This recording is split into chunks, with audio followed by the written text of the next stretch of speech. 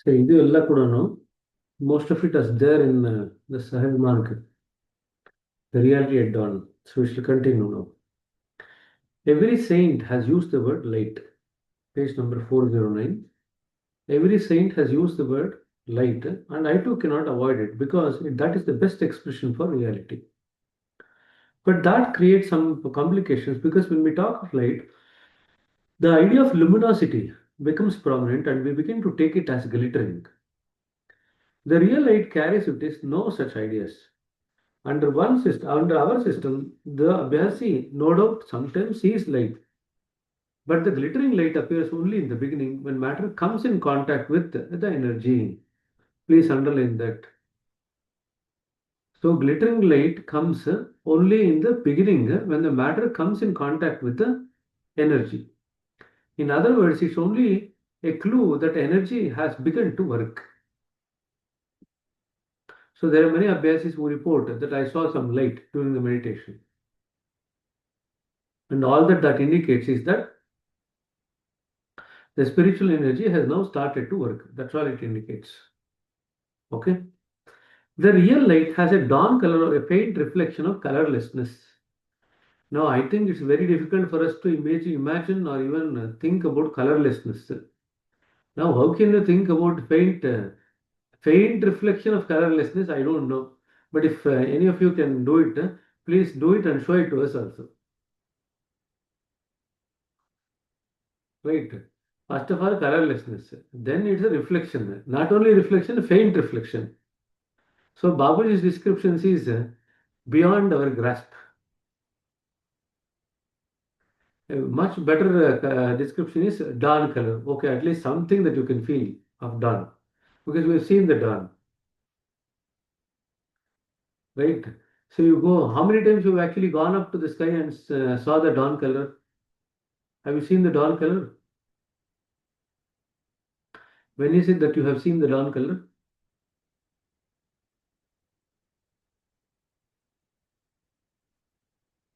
ಭರತ್ ತಲೆ ಅಲ್ಲಾಡಿಸ್ತಾ ಇದ್ದಾನೆ. ನಾನು ನೋಡಿದ್ದೀನಿ ಅಂತ. ಎಲ್ಲಿ ನೋಡಿದ್ಯಾ? ಅದೇ ಯಾವಾಗ ನೋಡಿದ್ಯಾ?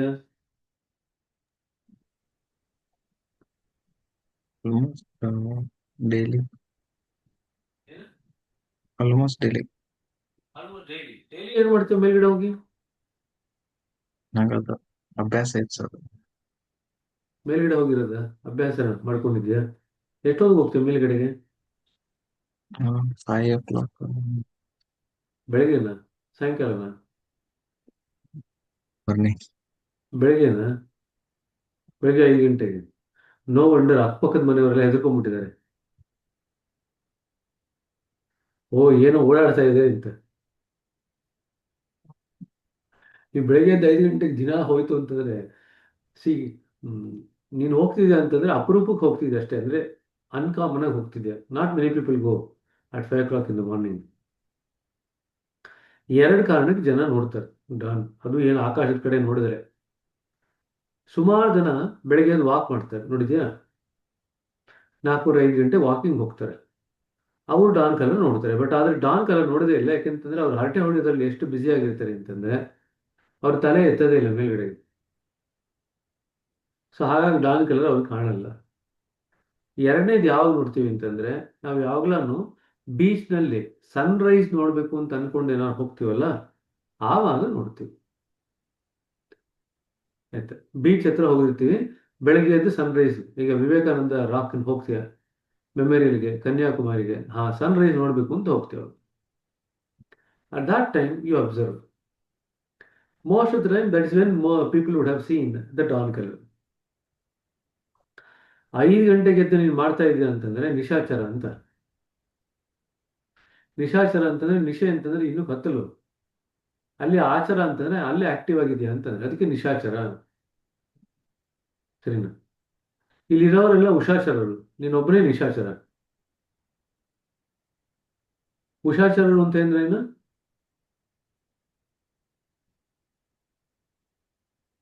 ಗೊತ್ತಿಲ್ಲ. ನಿಶ್ ನಿಶಾಚರ ಆಯ್ತು ಅಂದ್ರೆ ಉಷಾಚರನೂ ಇರಬೇಕು.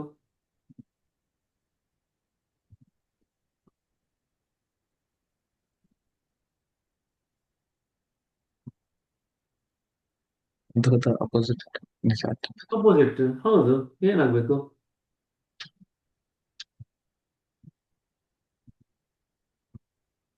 ನಿಶಾ ಅಂದ್ರೆ ಡಾರ್ಕ್, ಉಷಾ ಅಂದ್ರೆ light. Light.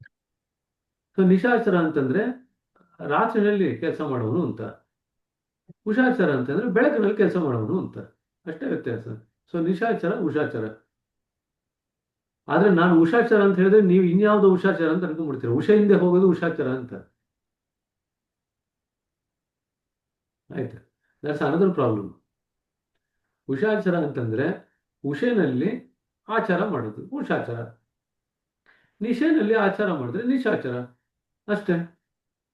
Most of the words have the meaning contained in the formation of the word itself. That's how our language is. That's why it's a beautiful language. Unlike English or many other foreign languages, the best scope for the meaning to be expressed in the words is that the meaning is hidden in the word itself. You just need to know what exactly each of those means. That's why root dhatu ಅಂತ ಹೇಳ್ತೀವಿ, root syllable. Sanskrit is made up of root syllable. So a particular word is derived from a particular syllable. And generally each of the syllable has some meaning associated with it. ಆಯ್ತಾ? ಉಷಾಚರ starts with ವು. ಆಯ್ತಾ? ವು in Sanskrit, uttishta means get up. That also starts with wu. Only when you get up, you see the light. If you are sleeping, where is the question of seeing the light? You don't see the light. So ushachara comes from that root dhatu wu. So each of the root dhatus, the root syllable, have a particular meaning associated with it. That's how the Sanskrit language is formed. That's why it's a very methodical language. And many of our languages, like Kannada, is derived from Sanskrit. So very similar words are used here in Kannada also. ಸರಿ, ಇವಾಗ ನೀವಾಗ ಏನ್ ಮಾಡ್ಬೇಕಂತಿದ್ಯಾ? ನಿಶಾಚರ ಆಗ್ಬೇಕಂತಿದ್ಯಾ, ಉಷಾಚರ ಆಗ್ಬೇಕಂತಿದ್ಯಾ? ನಿಶಾ. ಏನು? ನಿಶಾಚ. ನಿಶಾಚರನೇ ಆಗ್ಬೇಕಂತಿದ್ಯಾ? ಆಗ ನೀನು you are willingly asking for night duty. ಉಷಾಚ. ಮತ್ತೆ ಲೈಟ್. ಏನೇನು ಲೈಟ್ ಆಫ್ ಮಾಡ್ಬಿಡ್ತೀಯಾ? ಉಷಾಚ. ಲೈಟ್ ಕೆಳಗಡೆ ಕುತ್ಕೊಂಡು ಕೆಲಸ ಮಾಡಿದ್ರೆ ಉಷಾಚರರೇ. ಈಗೆಲ್ಲ ರಾತ್ರಿ ನೈಟ್ ಡ್ಯೂಟಿ ಮಾಡ್ತಾರಲ್ಲ, ಅವರೆಲ್ಲ ನಿಶಾಚರಲ್ಲ, ಉಷಾಚರರು. ಯಾಕೆಂತಂದ್ರೆ ಕತ್ಲಲ್ಲಿ ಏನು ಮಾಡೋದೇ ಇಲ್ಲ. ಕತ್ಲಲ್ಲಿ ನೀವು ಮಾಡ್ಬೇಕಾಗಿರೋ ಕೆಲಸ ಮಾಡಿದ್ರೆ ಅದು ನಿಶಾಚರ. ಕತ್ಲಲ್ಲಿ ಏನ್ ಮಾಡ್ತೀಯ? ಕತ್ಲಲ್ಲಿ ನಿದ್ದೆ ಮಾಡಬೇಕು, ಅಷ್ಟೇನೆ. ಅದು ಮಾಡಿದ್ರೆ ನಿಶಾಚರ. ಕತ್ಲಲ್ಲಿ ಸ್ವಲ್ಪ ಮಟ್ಟಿಗೆ ಓಡಾಡ್ತು ಅಂತಂದ್ರೆ ಅದು ನಿಶಾಚರಣೆ. ಆದ್ರೆ ನಾರ್ಮಲಿ ನಿದ್ದೆನಲ್ಲಿ ಮಾತ್ರ ಓಡಾಡ್ತೀವಿ. ಅದೊಂದು ಕಂಡೀಷನ್ ಇದೆ, ಸ್ಲೀಪ್ ವಾಕಿಂಗ್ ಅಂತ. ನಿದ್ದೆ ಓಡಾಡ್ತಾ ಇರ್ತೀಯ, ಅಕ್ಕಪಕ್ಕದವರೆಲ್ಲ ಹೆದರ್ಕೊಂಡ್ಬಿಡ್ತಾರೆ ಅಷ್ಟೆ. ಏನೋ ಓಡಾಡ್ತಿದೆ ರಾತ್ರಿ ಅಂತ. ಸೂ ಫ್ರಮ್ ಸೂ ಮೂವಿ ತರ ಆಗತ್ತೆ. ಆಯ್ತು ಆಯ್ತು, ಮುಂದಕ್ಕೆ ನಡಿಗೆ ಆಗತ್ತೆ. So the real light has a dawn color or a faint reflection of colorlessness. Although light is not the exact translation of the thing, because light is really far more heavy a thing than what that actually is. It has been expressed so merely for the sake of understanding. If the Abhyasi begins to feel himself lighter and lighter, it means that he is progressing, because in that case he is going into a state that God is in. Light means the loss of weight of one's own thought. Underline ಮಾಡ್ಕೊಳ್ರಿ. Lightness ಅಂದ್ರೆ the loss of weight of one's own thoughts. ಯಾವಾಗ ಆಗತ್ತಿದು? ಯಾವ point ಅಲ್ಲಿ ಆಗುತ್ತೆ? Towards infinity ಎಲ್ಲ ಓದಿದ್ರಲ್ವಾ? Loss of the weight of one's own thoughts.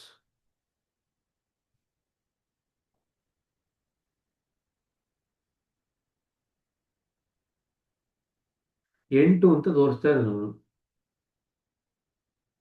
ಇನ್ನೊಂದ್ಸರಿ check ಮಾಡು, 8 10 ಅಂತ.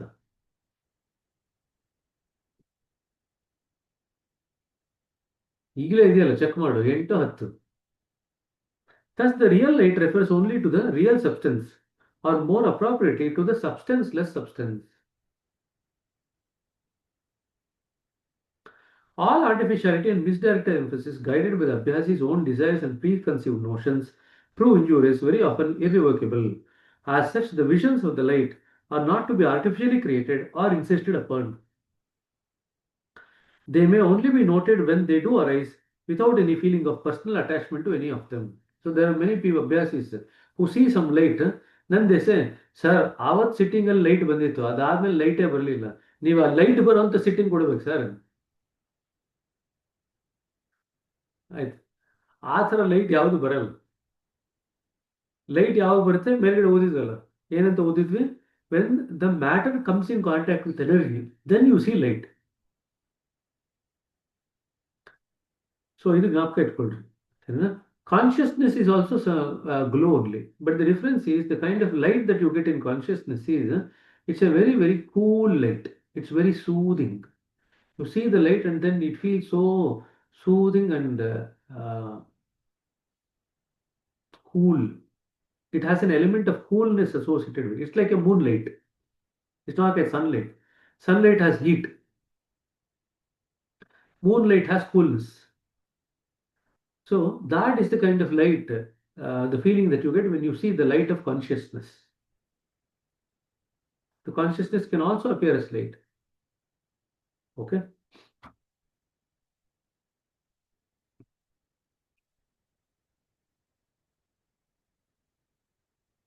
The only object of personal attachment should be the ultimate goal, namely the realization, which is to be firmly held in view throughout, and this is to constitute the most reliable guarantee against every irrelevant diversion. So we have to fix our goal on realization, on reality. That is our goal. Then all these lights, all other things that comes in the way, you will experience it, you will acknowledge it, but you will not actually get attached to it. Okay. One example of harmful misdirected emphasis, as already pointed out, is the insistence on concentration of consciousness, expected anxiously during every session of meditational practice by most Raja Yogic Abhyasis. This has played havoc in the history of yogic sadhana in India, health, and elsewhere. Methods of ascetic austerities, penances, and physical modification usually applied for keeping the mind under control do not relieve it of its misdirected trends. So if you keep the mind under control using force, that is not going to help. On the other hand, they only serve to keep the evil subdued within, and it might at any time burst forth when by chance the mind is somehow relaxed. Control relaxed ಮಾಡಿದ ತಕ್ಷಣ it will just burst. The real solution of the problem lies not in controlling the mind artificially by suppression, restraint, or mortification, but in its gradual molding, which is to relieve it of its misdirected trends. In this and every other matter, therefore, having the attitude of a sincere student, grasping and allowing everything to work and develop in a natural way, is to ensure the most speedy progress.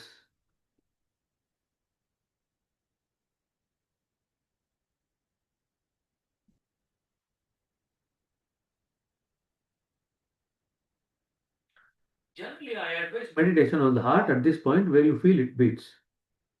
The meditation on the other points can also be undertaken, such as fixing on the attention on the point of the nose or between the eyebrows, but in my opinion, meditation on the heart is the easiest and the most beneficial. So there are three brains. What are the three brains?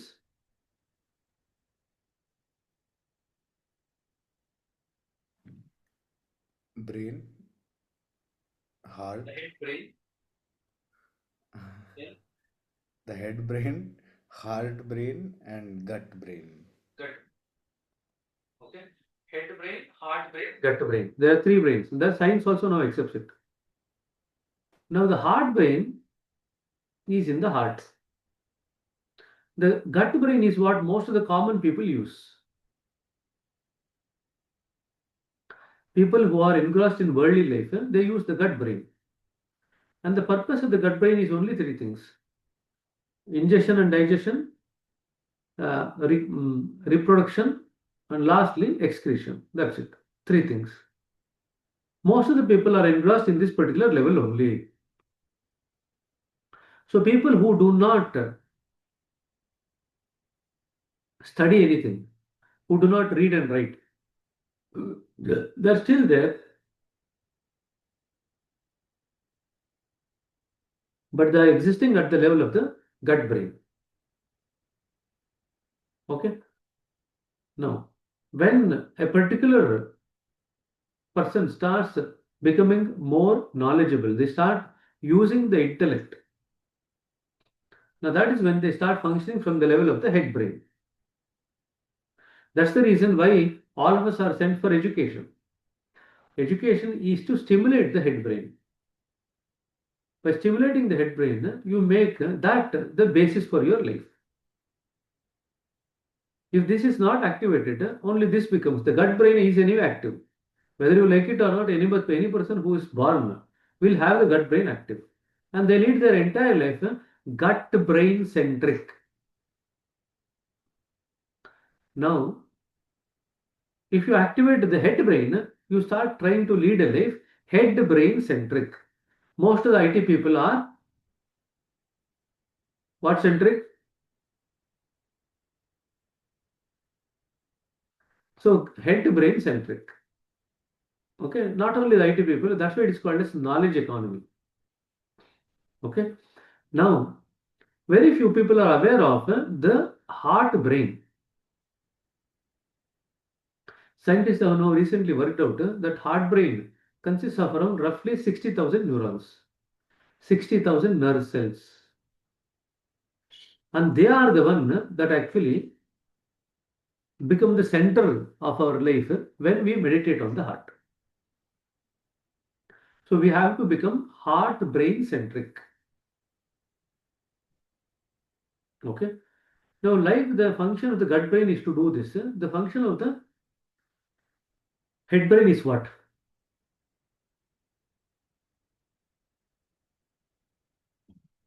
You are doing that.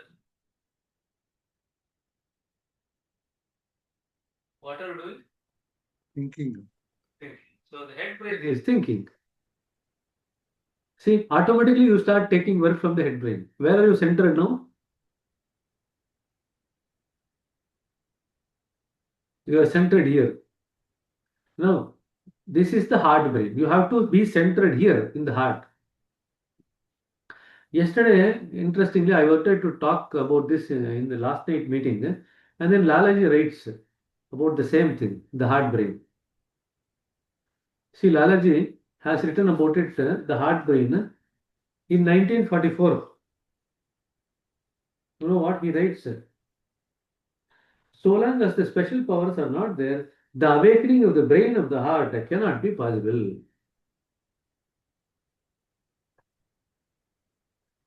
So he has written that there is a brain in the heart also, and that needs to be activated or awakened. And for that awakening to occur, sufficient work on the heart region should have been finished. Only then the heart brain will start awakening. And he says that's only awakened, not in everyone. Under special circumstances, when some special powers has been given, the heart brain is awakened. Okay. Now we have to become heart brain centric. Then we are leading a spiritual life. So focusing the attention of the mind on the heart is one thing. What are we doing? By actually focusing the attention of the mind on the heart, we are setting the stage for the heart brain center to be activated. That's what we are doing. Over a period of time, when sufficient work occurs in the heart region, and if nature wants it, the heart brain will be activated. Now, Daji keeps saying that no, lead the life from the heart, heartful living, heartful communication.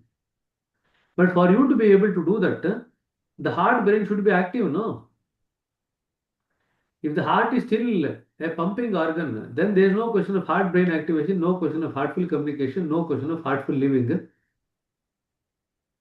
So none of those things are possible. When Daji uses the word heartfulness for everything, it is implied that the heart brain is going to be activated, at least to some people, if not all.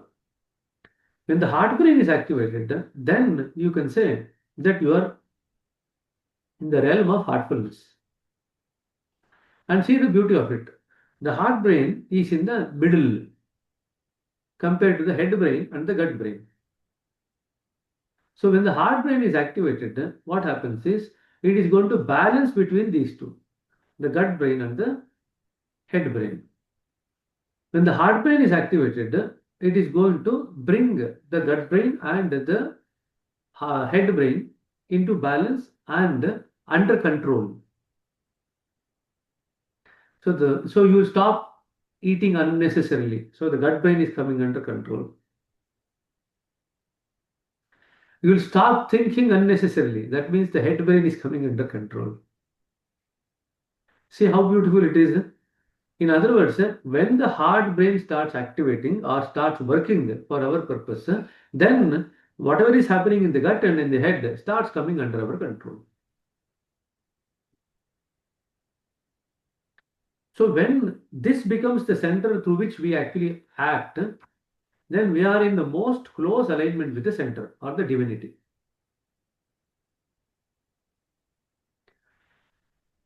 At that time, we are actually leading life from the point of view of reality after aligning with the center. That is what is going to happen. And for that, the heart brain needs to be activated. So then we say, don't think from the heart, from the mind. Feel from the heart and see what is going to happen. And that's why you have to keep an eye on the heart all the time to see the feeling all the time associated with it. Is that okay? So now you have to work on the heart brain.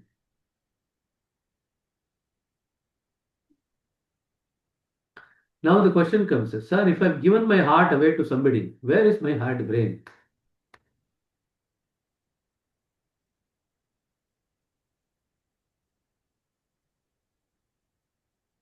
Now Sudha sister is working out. She will tell you the answer next class.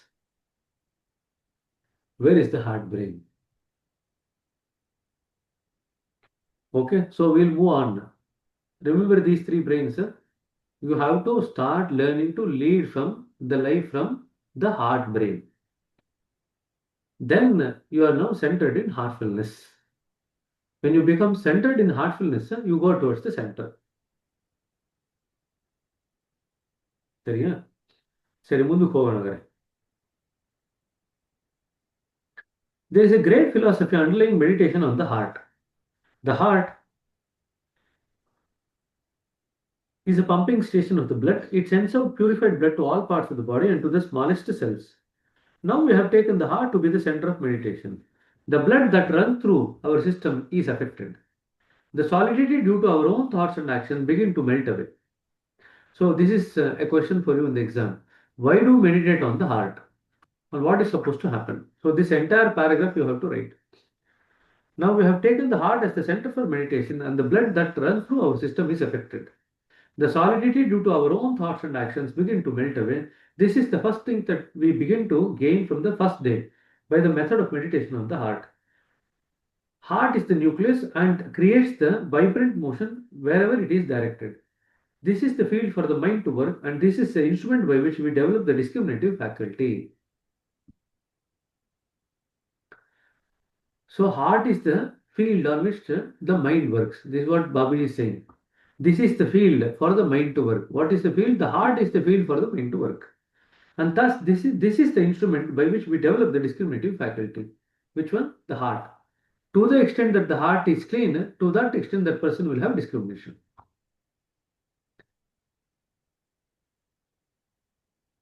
So that's why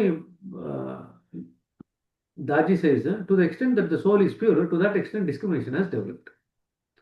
The purity of the soul gives rise to discrimination. The subtle force works in the place for the descent of divine energy. If somehow our thinking conjoins with it or we train it so that it may percolate the right thing and direct it towards reality, the problem is solved. So after you start meditating on the heart, the subtle four works in this place for the descent of the divine energy, where into the heart, the divine energy descends into the heart. All that we have to do is allow our mind to conjoin with it. So if somehow our thinking conjoins with it, thinking means this head mind. The head mind now becomes aligned with this divine energy, or we train it in such a way that it may percolate the right thing and direct it towards the reality. So we use the divine energy that is descending, redirect it back towards the reality. That's what we do in meditation. So we don't create any new energy. The energy is already flowing from nature. We don't create any new energy. We just redirect the energy back towards the reality. That's what we do. This is the principles of invertendo. You invert the flow of the energy back towards the source. Okay. People may ask, why is it necessary to proceed with meditation? The answer is quite simple and plain. That by meditation we gather ourselves at one point so that our individual mind may leave its habit of wandering about which it has formed. By this practice, we set our individual mind on the right path because it is now metamorphosizing its habit. When this is done, our thoughts naturally do not go astray. The heart is the only point at which the connecting link between the animate and the inanimate is most clearly felt. This is the reason why the meditation in the heart is very useful. So these are the two things, two paragraphs that you need to write. Why meditate on the heart? Further, the heart is the field for the action of the mind. Mind is always as it is. It is the heart which, as the field of action of the mind, that is to be set right. So what we do normally, we try to set right the mind. But what Babuji is saying, the mind is as it is. It doesn't do anything. What we have to do is separate the heart. It's in the heart that we have actually stored all the samskaras. If you separate the heart, the mind will automatically set itself right. Hence, the most appropriate point for the meditation can only be wherein the current flows on, either upwards or downwards. So in meditation, it flows upwards. In the worldly activities, it flows downwards. It can only be the heart and nothing else. Trikuti, the center, can also be taken for the purpose, but that is not an easy job for common people as it requires more labor from the Abhyasi. It may also give birth to many complications in due course if the meditation is not properly practiced by the Abhyasi. Meditation on the navel point has no spiritual value except that it causes a tickling sensation which finally makes the mind and the passions all the more powerful. So if you focus on the navel point, you are going to become more passionate, apart from having some tickling sensation. Okay. At a certain stage of the development of faith, in the Abhyasi, we generally lay stress upon meditation apparently on the human form. Critics may perhaps consider it suicidal to spiritual advancement. The case is not so, provided the man meditated upon is one of special caliber, who has come down from the immaterial absolute for spiritual training or has attained the spiritual standard of evolution required for the purpose by supreme self-exertion. So under 2-3 conditions, you can meditate on the human form. One, the person that you are going to meditate on should have come from the center. That's one thing. Second thing is, or other thing is that they should have achieved the supreme by self-exertion. Second one is that you have to meditate on the full human form, not only part, not only the face and neck, head and neck, no, the full human form. And thirdly, when you meditate, you have to keep in mind that you have to do this only when your heart says so. You should not decide at the level of the mind and start doing it. That's of no use. You have to do it when your heart says so. So 3 things. Under these 3 conditions, meditation on the form of a person or a human is highly beneficial. Under these 3 conditions. Is that okay? And generally, we don't advise it to anybody. After you have had sufficient journey, if your heart says do like this, then at that time you can decide, but not otherwise. But by that time you should have the clarity that this brain is not saying, this brain is saying.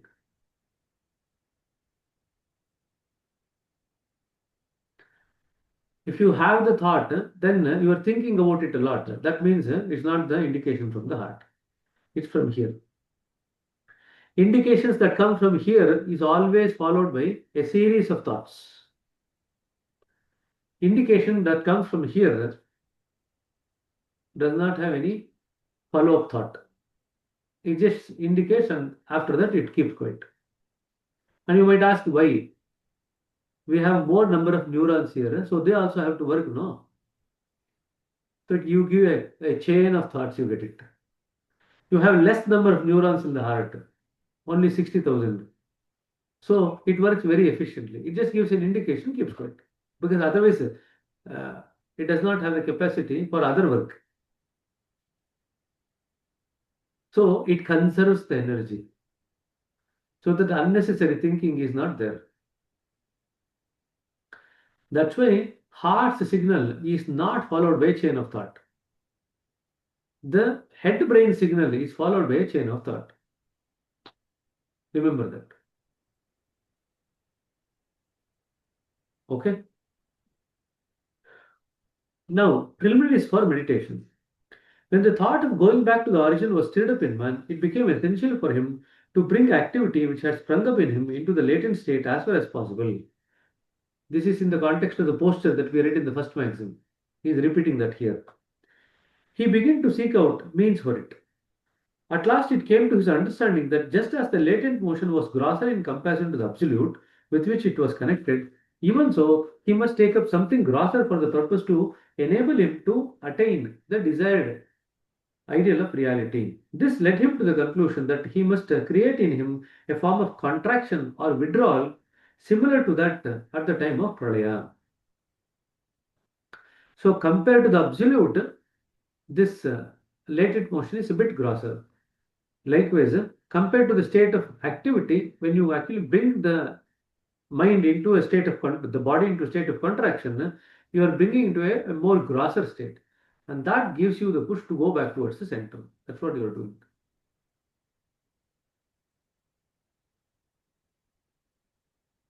So he must create in him a. Now, why the contraction? The contraction is because what happens at Mahapralaya? At the time of Pralaya, we all go and exist in the latent motion in the form of contraction. The entire creation, which is an expansion, now contracts at the time of Pralaya. So if we want to go towards the center, we want to repeat the same thing. We want to bring a kind of contraction. And that helps us go towards the center, because the going towards the center is possible only when there is contraction, like in Pralaya. Okay. Now the self is all pervading in man, just as it is in the whole universe, taking the universe in a collective sense. The state of pralaya comes in when contraction begins to take place. A similar contraction in man leads to the individual pralaya. This means he now begins to proceed from the state of grossness to the real state. That's why the posture is important. The posture with which you meditate is important, because that contraction actually helps you to align with the goal that you are going towards, which is the reality. The contraction always starts from below and proceeds gradually upwards because of its upward tendency. Therefore, in order to go upwards, by means, he must start contracting from below. The form of contraction could be only to bring his legs and allied parts to one pose and keep them steady. In whatever way it might be done, the form will finally turn out to be that of an asana. It is essential because it paves our way to the ultimate. This posture must always be the same. You cannot keep changing the posture. The reason is that in this way he gets himself associated with a great power, the very thing he takes up in the beginning for the attainment of this particular objective. If we keep changing the posture, this alignment to the great power will not be there. So you need to have the same steady posture every time. Thus, the form which is associated with reality helps him a good deal in his primary initiation. The upright position of the backbone, neck, and the head in the erect straight line during meditation has been thought to be the most advantageous from very ancient times, because the flow of the divine grace is believed to descend straight upon the abhyasi in that posture. In our way of practice, however, this is not insisted upon. I advise the abhyasis generally to sit in a natural, easy posture. Moreover, even those who assume a tight, straight pose are found to give way automatically to a supplicant slightly forward drooping posture as the state of blissful absorbency sets in. As such, it may be considered to be more natural even for the purpose of an ascent into higher states of consciousness. In fact, a controversy over a point of comparatively lesser significance seems irrelevant. It is better to sit in the grey of the morning for meditation or when that is not possible at any fixed hour convenient to the abhyas. Do not feel disturbed with outer things, but remain engaged with your own thinking that they are in a way helping you feel the necessity for greater absorption in your practice. So when you get thoughts, you think that the thoughts are actually helping you to go deeper into meditation, getting more deeper or better absorption in meditation. So we'll stop here and we'll continue with prayer tomorrow. So, any questions? Some of these things we have actually repeated from Reality at Dawn and Maxims, 10 Maxims. So this part that we read is from the Maxim 1. The importance of posture, what exactly happens in posture, why the contracted posture, all these things.